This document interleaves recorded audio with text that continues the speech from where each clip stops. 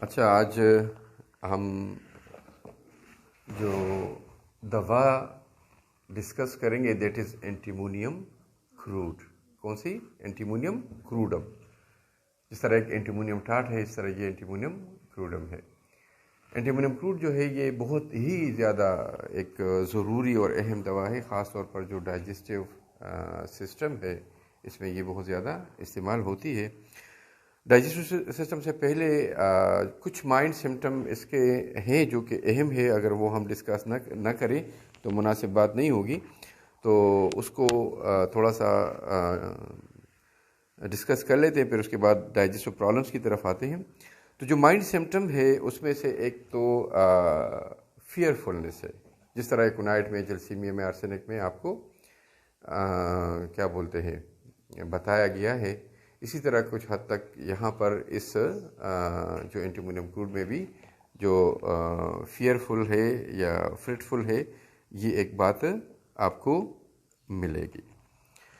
इसके अलावा जो एक बात माइंड सिम्टम से रिलेटेड है जो कि मुनासिब समझता हूँ कि वो यहाँ पे आपको पहले बता दूँ, वो ये है कि इरिटेबिलिटी है।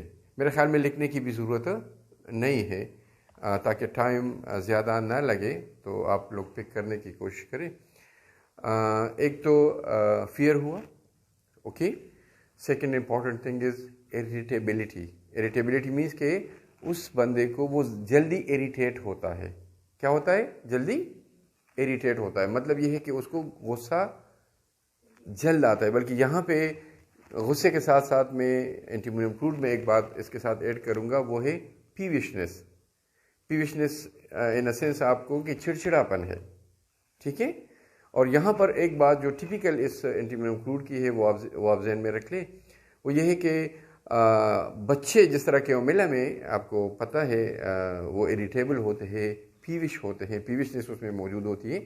तो यहाँ पर भी उस जैसी एक अलामत के ओमेला की तरह की अलामत इस एंटीमोनियम क्रूड में आपको मिल रही है कि बच्चा जो है वो इरिटेबल होगा, पीविश होगा, ओके, समझ रहे हैं ना। इसके साथ साथ एक अलामत जो कि क्योमेला की तरह कि इवन आप अगर बच्चे को देखते भी है, उसको आप क्या बोलते हैं घूरते हैं, तो उससे भी वो बहुत ज़्यादा इरिटेट होता है और वो उससे रोता है या जो है ना गुस्सा होता है, मतलब कि वो तक बर्दाश्त नहीं कर सकता, ठीक है। अब हम आते हैं जो इसकी असल क्या बोलते हैं सिस्टम है, दैट इज़ डाइजेस्टिव सिस्टम, जिसमें मैंने बोला कि इसकी बहुत ज़्यादा अहमियत है। तो डाइजेस्टिव प्रॉब्लम्स में अगर एक चीज़ जो कि बहुत ज़्यादा अहम मैं समझता हूँ कि आपको पता होना चाहिए, वो इसका वाइट कोटेड टंग होना है। अहम बात इसमें क्या है कि जो टंग है, जो ज़ुबान है, उस पर एक वाइट थिक सा सफ़ेद और मोटा सा एक लेयर, एक तह जो है वो बनी हुई होती है इस जो क्या बोलते हैं एंटीमोनियम क्रूड के मरीज़ में। इसकी मौजूदगी आपको इस एंटीमोनियम क्रूड की तरफ बहुत ज़्यादा आसानी से और जल्दी से लेके आएगा। एक बात जो बहुत ज़्यादा अहम है। इसके बाद यहाँ पर जो दूसरी बात आप लोगों के जहन में होनी चाहिए एंटीमोनियम क्रूड में डाइजेस्टिव सिस्टम से रिलेटेड, वो ये है कि एनोरेक्सिया है। क्या है? एनोरेक्सिया समझते हैं ना, लॉस ऑफ एपिटाइट। चलो मैं एक ये जो लफ्ज़ है ये लिख ही देता हूँ। एनोरेक्सिया क्या है? लॉस ऑफ एपिटाइट, भूख का न लगना, ठीक है। तो भूख का न लगना भी यहाँ पर इस एंटीमोनियम क्रूड में एक अहम अलामत जहन में रख ले, okay. Another thing which is very important here in this antimonium crude related to this digestive system is desire for pickles. Acidic चीज़ों की, तुर्श चीज़ों की, अचार, पिकल से क्या मुराद है? अचार।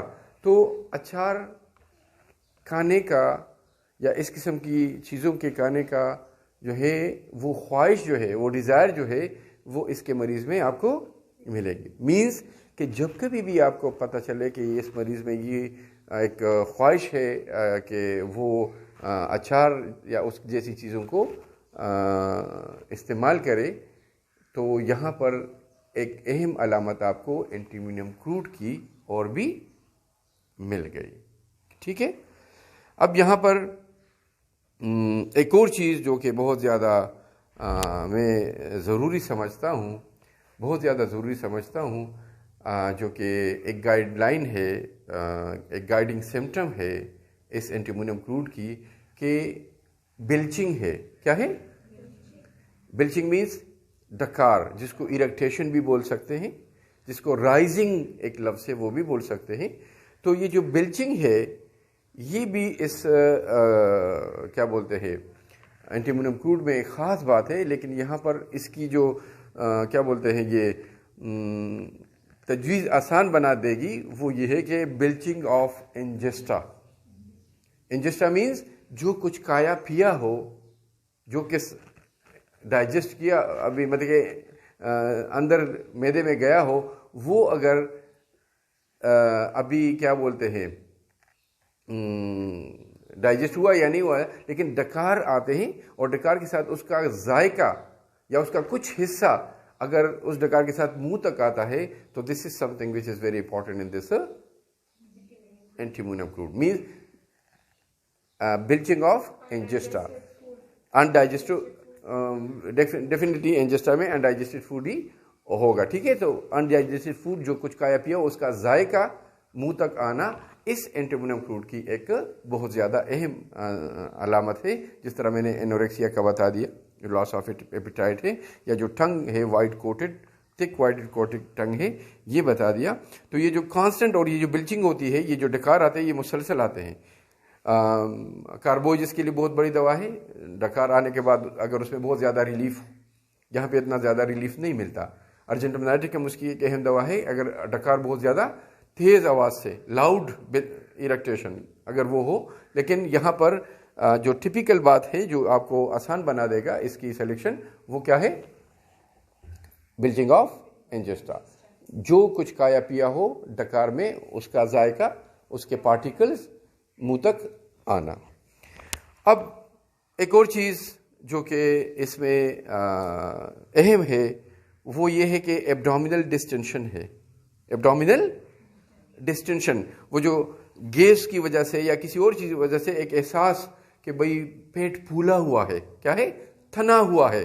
डिस्टेंशन क्या है? तनावट। तनावट वो होता है कि अंदर से या पानी की वजह से या खाने की वजह से या गैस की वजह से एक प्रेशर हो, तो यहाँ पर उसको आप कहेंगे कि पेट थना हुआ है, फूला हुआ है।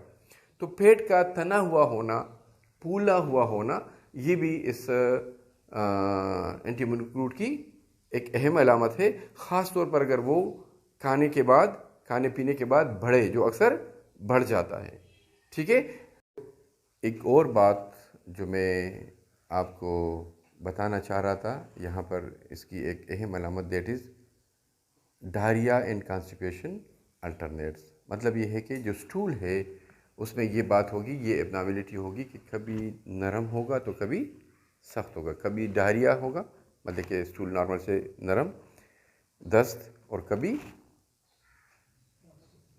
कॉन्स्टिपेशन, मतलब कि स्टूल जो है वो सख्त होगा। तो ये अल्टरनेशन जो है, ये जो तब्दीली है, कभी एक कभी दूसरी, ये भी इस जो एंटीमोनियम क्रूड है इसकी ख़ास बात है।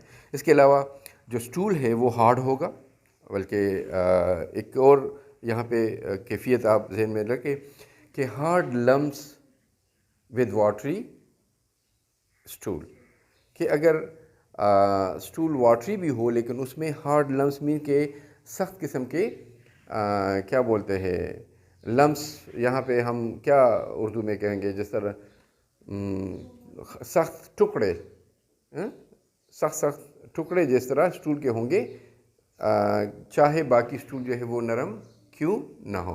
तो ये भी एक अहम बात इसकी आप जहन में रख ले।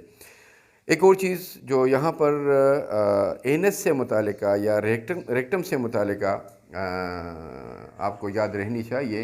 एक तो ये कि कैटोरल प्रोक्टाइटिस मीन जो एनस है, जो रेक्टम है, उसकी जो इन्फ्लेमेशन है वो भी यहाँ पर इसकी एक अलामात में से एक सिम्टम है, या उस बीमारी के लिए या उस सिम्टम के लिए ये जो एंटीमोनियम फ्लूइड है वो यूज़ हो सकता है। लेकिन वहाँ पर कैटारल मीन्स के जहाँ पर जो एनस है वहाँ से ऊजिंग होती हो। ऊजिंग से क्या मुराद है? वहाँ से कोई मवाद, म्यूकस जो कह सकते, वो उसका रसना, उसका निकलना, उसका डिस्चार्ज भी थोड़ा बहुत भी हो उस इन्फ्लेमेशन के साथ, एनएस की इन्फ्लेमेशन के साथ।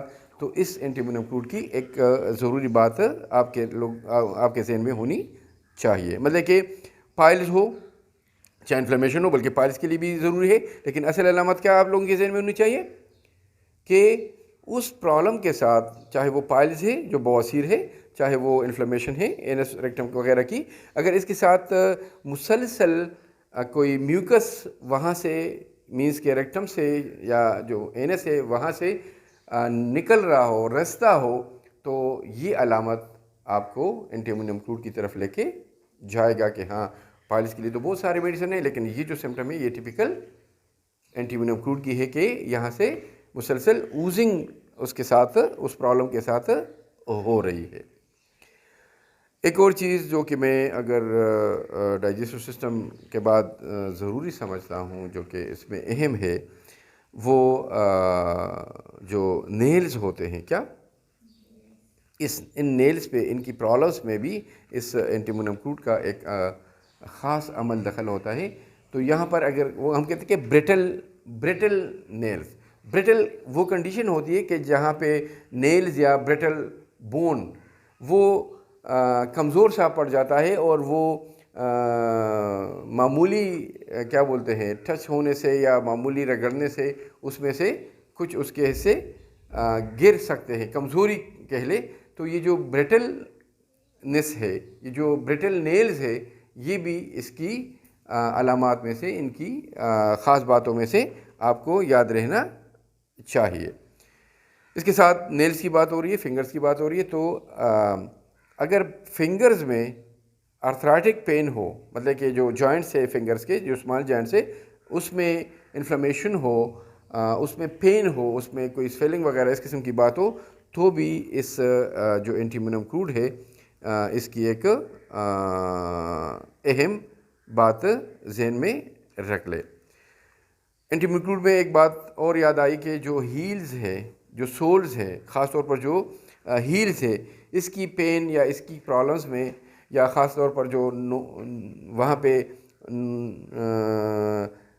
कॉन्स जिसको कह सकते हैं, नोडोसाइड नोड्स होते हैं गिट्टे से, कॉन्स जिस तरह कील जैसी वो चीज़ होती है जो कि चलने फिरने से उसमें बहुत ज़्यादा दर्द होता है, जिसको अक्सर कॉनकेप की वजह से उसको निकाला जाता है, बल्कि सर्जरी भी इसकी अक्सर लोग करते हैं, लेकिन बाज़ औक़ात ये बहुत सारे होते हैं सोल्स में या हील्स पे, ये बहुत सारे होते हैं, तो सर्जरी से भी इसका ठीक होना बहुत मुश्किल हो जाता है।